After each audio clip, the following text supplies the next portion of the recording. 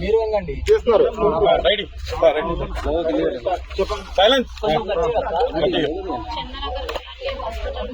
వాళ్ళే కాల్ చేసి మమ్మల్ని పిలిచినారు.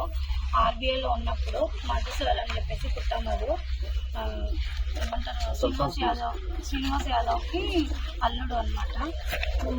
18 lakhs అయిందండి అందులో. కానీ 1 రూపీ కూడా తీసుకోలేదు అసలు మా దగ్గర నుంచి. రూమ్ కానీ అంత ఫుడ్ అంతా వాళ్ళే చూసుకున్నారండి. 10 days అక్కడే ఉన్నాం మేము డాడీని తీసుకొని. అంటే ఇప్పుడు ఇండస్ట్రీ నుంచి ఎలా ఉన్నా ఎక్స్పెక్ట్ చేస్తున్నాం ఇండస్ట్రీ సపోర్ట్ కావాలని కోరుకుంటున్నామండి.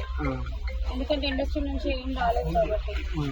అట్లా తలసాని సినిమా లాంటి వాళ్ళు అట్లాంటి దిల్లున్న వాళ్ళు మా అన్న లేడు అని ఈ రోజు ప్రతి ఒక్క హీరో మా ఫిషింగ్ కట్టాన్ని ఎవరెవరు చేశాడో ఆ అందరు హీరోలు మా బిడ్డని మా వదిలేని మేము ఇంటికి వస్తాము. మీరందరూ మా ఫిషింగ్ లోటు లేకుండా ఒక డిపాజిట్ ఏదైనా పెట్టి లైఫ్ లో ఆమె కూడా ఆరోగ్యం బాగాలేదు. మా వద్దమ్మకు వాళ్ళు ఇక్కడ పని చేసుకోలేరు. మీరు అడగొచ్చు 2 అబ్బాయిలు ఉన్నారని. వాళ్ళిద్దరు అబ్బాయిలు వాళ్ళ జీవితాలు వాళ్ళు ఉన్నారు. మాకు గ్యారంటీ లేదు. మా కూతురికి మా వదినకు మీరు హీరోలు ప్రతి ఒక్కరు హెల్ప్ చేయాలి. ఇట్లా తలసాని సీన్ నాకు 18 lakhs ఒక్క రూపాయి కూడా వాళ్ళని తీసుకోవద్దని వాళ్ళ అల్లుని చెప్పి పెద్ద హెల్ప్ చేశారు. తలసాని సీన్ మీలాంటి దిల్లున్నారు ఎప్పుడు మీరు లైఫ్ లాంగ్ లో పదవిలో ఉండాలి.